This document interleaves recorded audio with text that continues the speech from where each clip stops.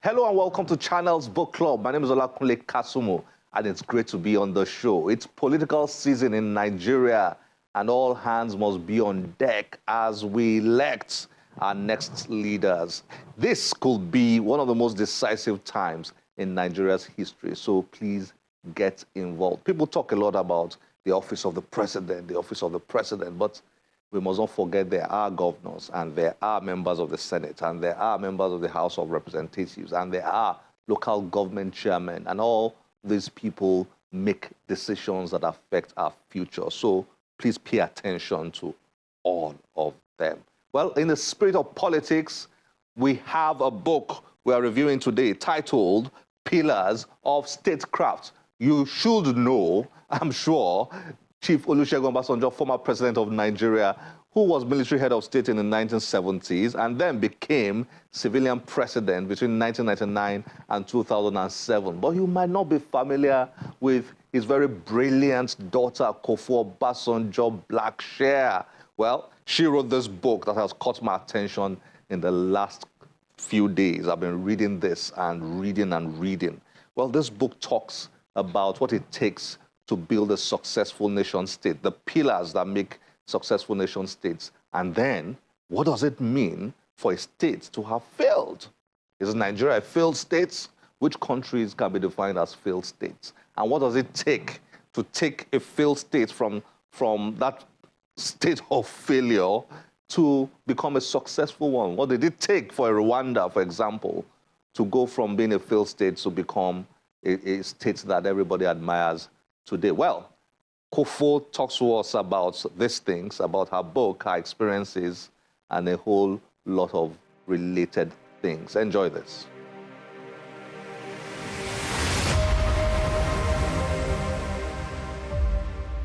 Kofo Obasanjo-Blackshire, the daughter of former President Olusegun Obasanjo, is a PhD holder in biochemistry and molecular biology from King's College London. She later obtained a graduate diploma in international relations from the London School of Economics and Political Science. Kofo has held several senior management roles at an international company where she has spent nearly 2 decades. As a keen marathoner, Obasanjo-Blackshire has completed 12 marathons and is always in training for the next one. She joins Channel's Book Club to discuss her book, Pillars of Statecraft.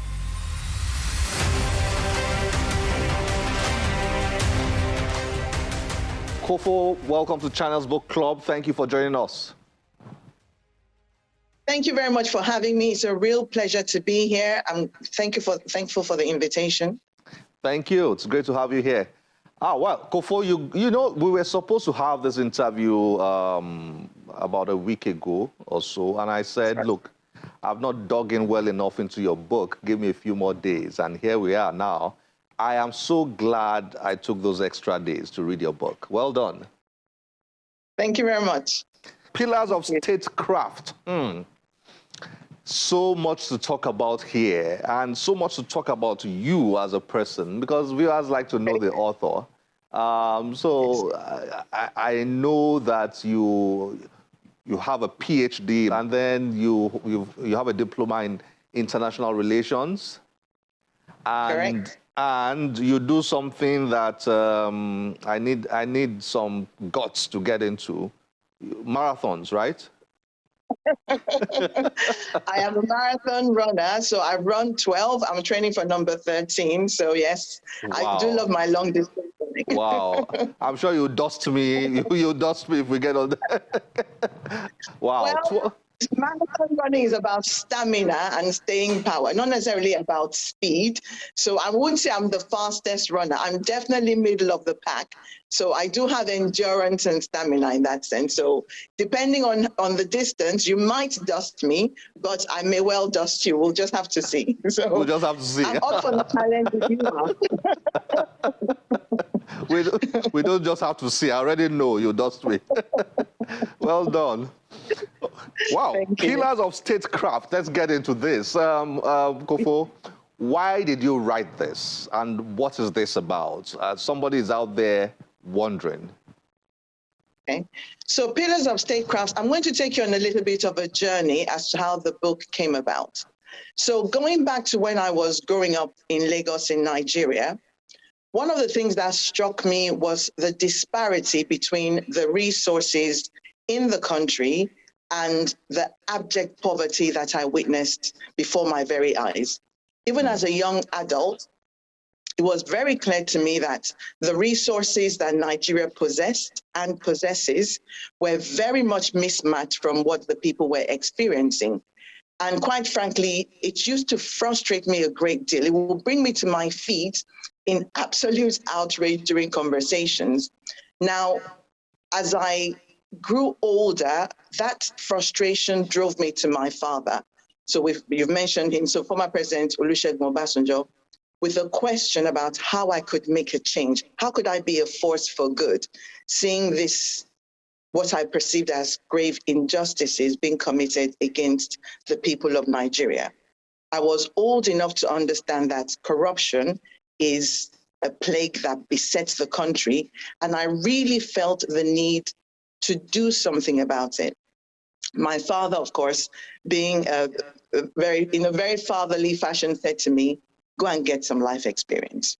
So off I went, completed my education. You've mentioned the PhD at King's College London, got married, had children, etc. And I began working. However, that nagging desire to make a change, to address these injustices I perceived, never left me.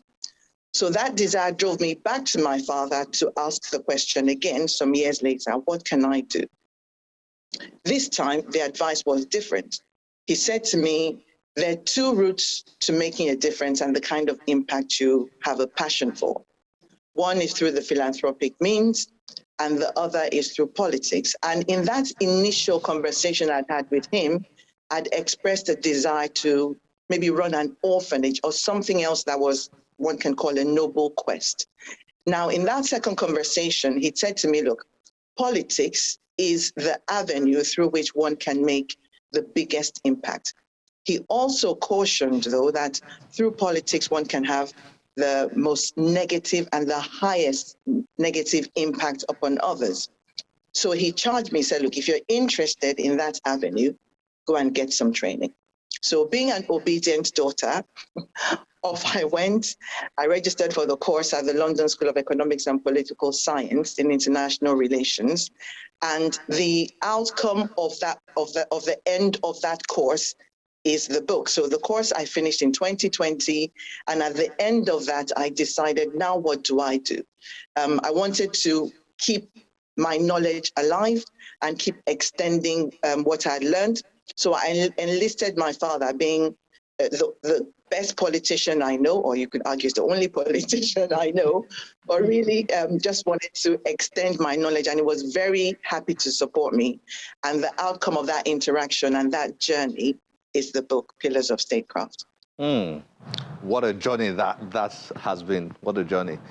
Well, what is the book about? Of course, I've read your book, but I want to get you talking. From the very first time we spoke, I could feel your passion for the book and, you know, your drive to get the book out there and get people paying attention to some of the themes and ideas you've shared in here. But somebody is watching and asking, what is Pillars of Statecraft about?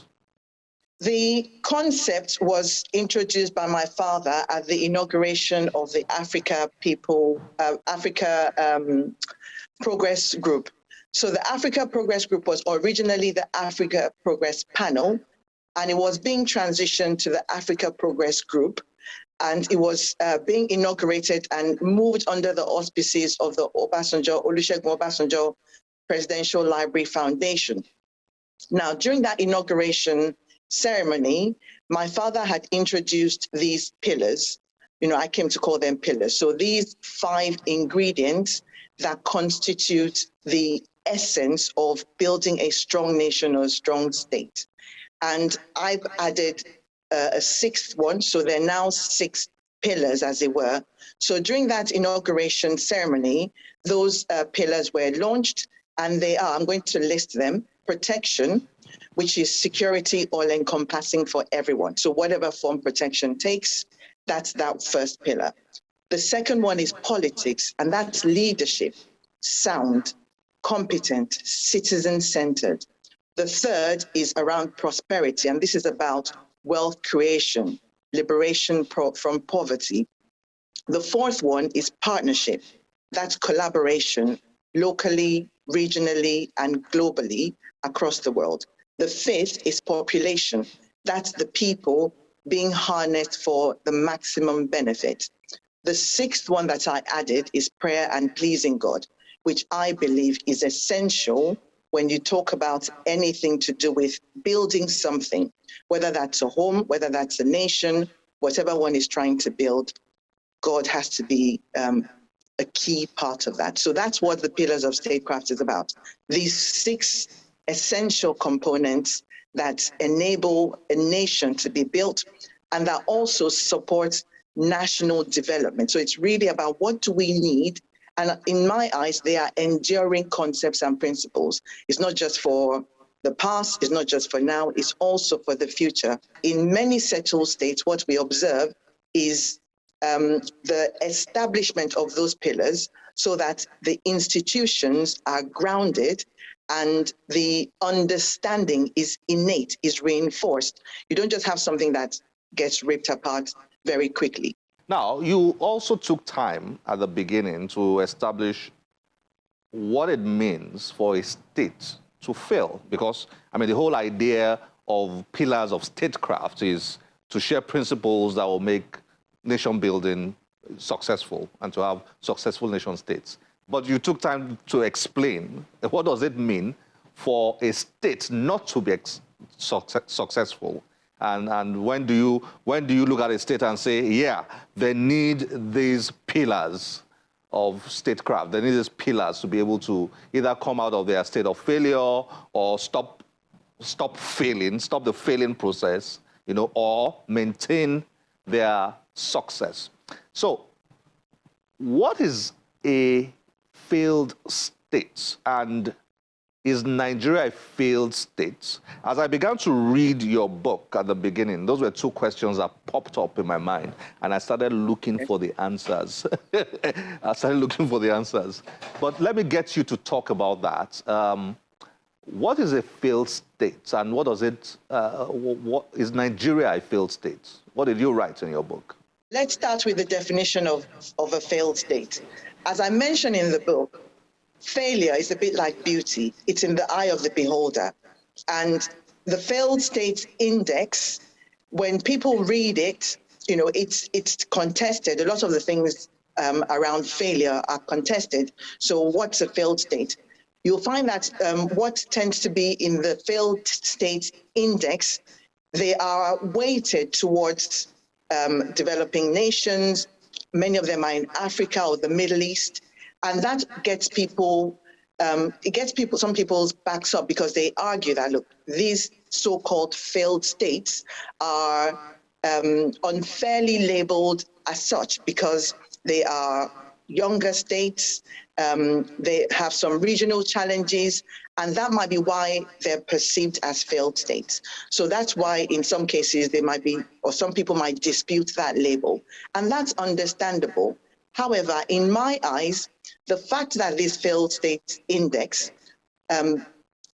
triggers debate and conversation is in and of itself quite telling, because what it does is it shines a spotlight on those areas and those states that don't get a lot of attention. So I use some examples in the book. So if we take Burundi as an example, and whether you want to call that a failed state or not, it's on the list and it doesn't get a lot of attention.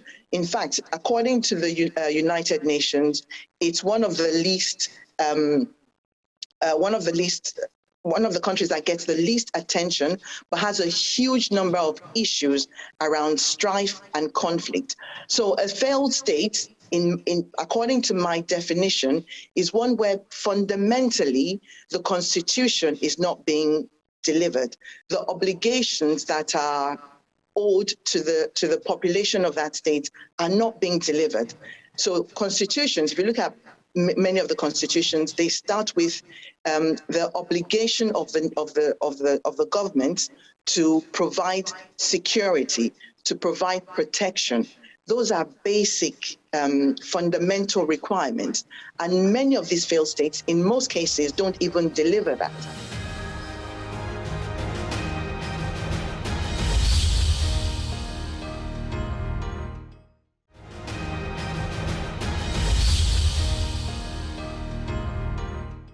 Failure manifests in many ways, but insecurity is one key manifestation of a failed state.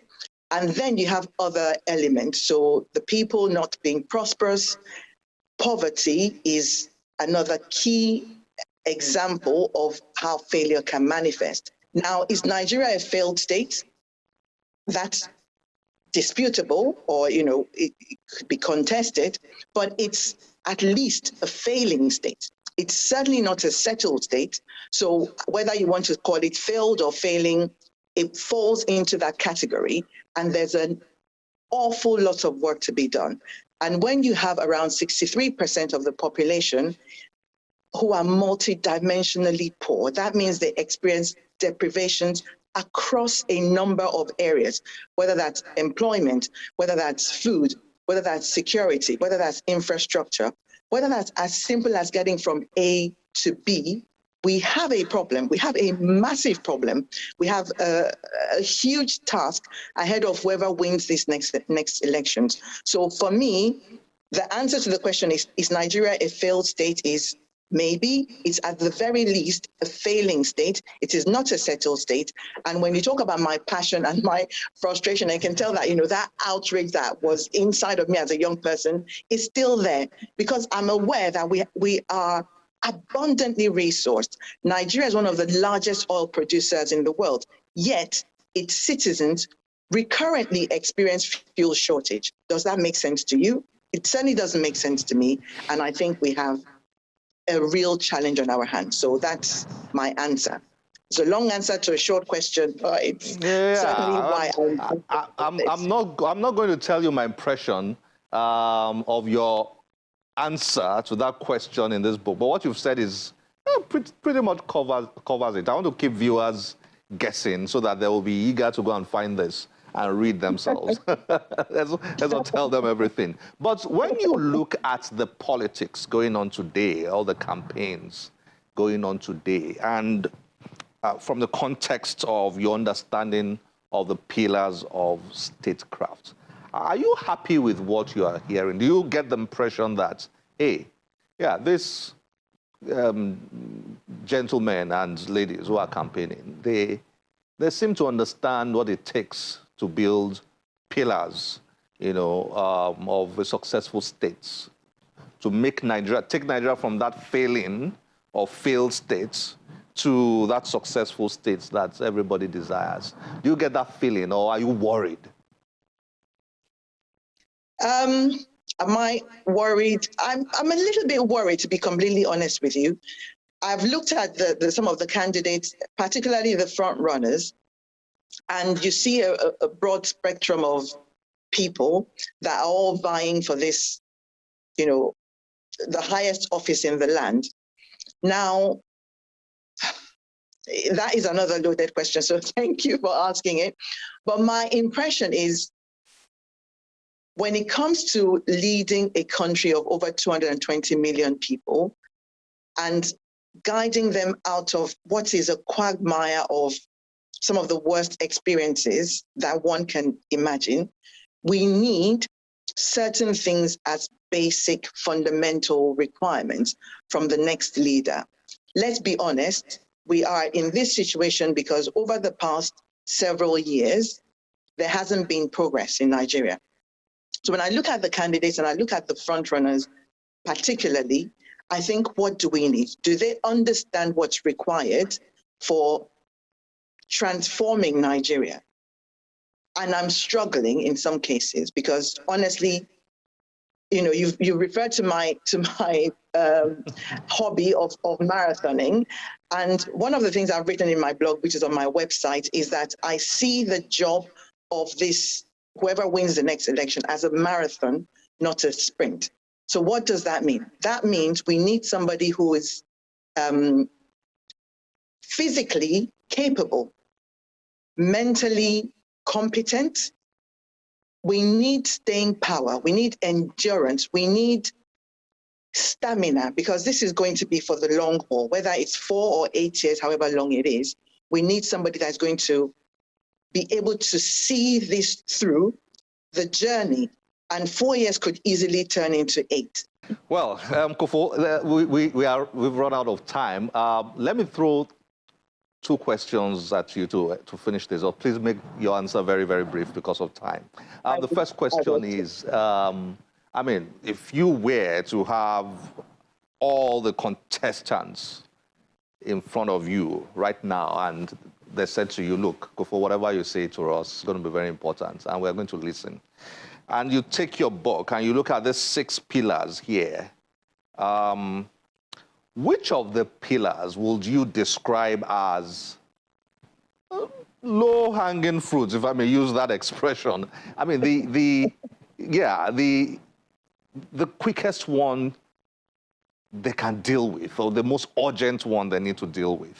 I know those are 2 different things, quick and urgent. Yeah. You know, but but what would you say?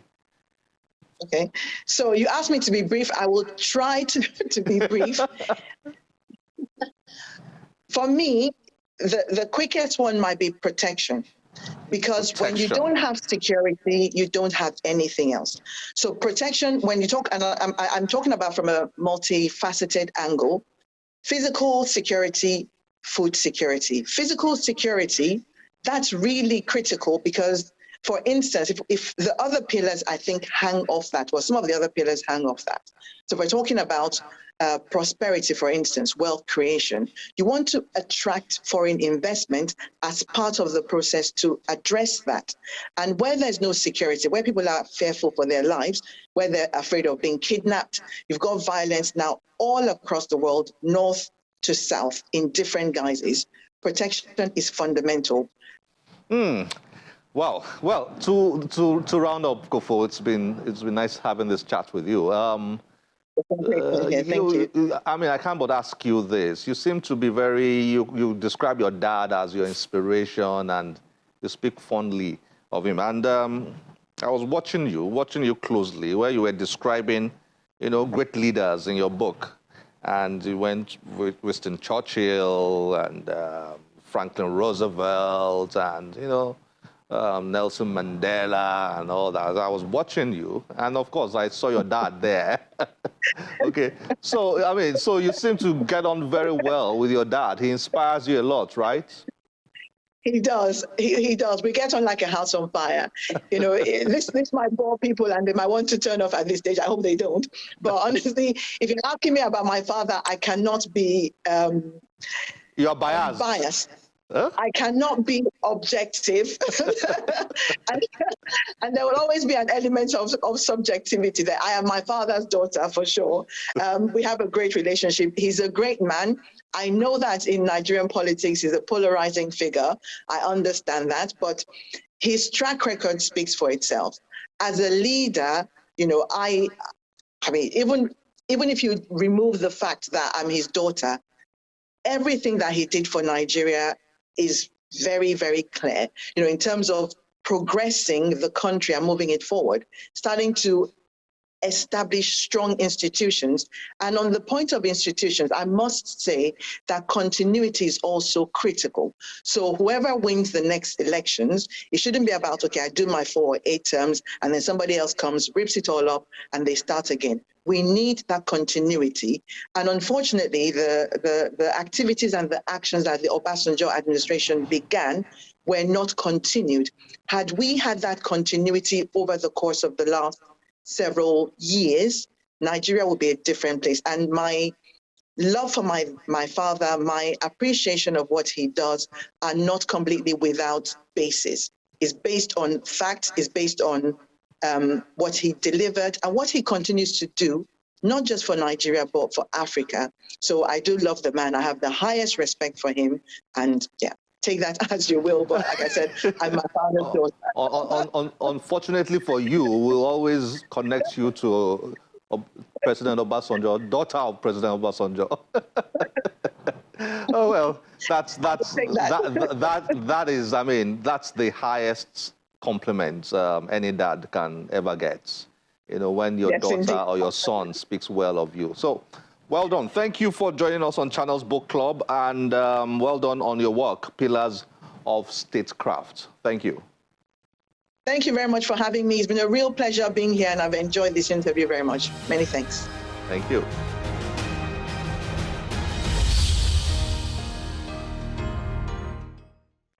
Fascinating, isn't it? I hope you enjoyed that. And very soon, hopefully, we'll bring Kofo into the studio to have another session with her on this, because it's so loaded.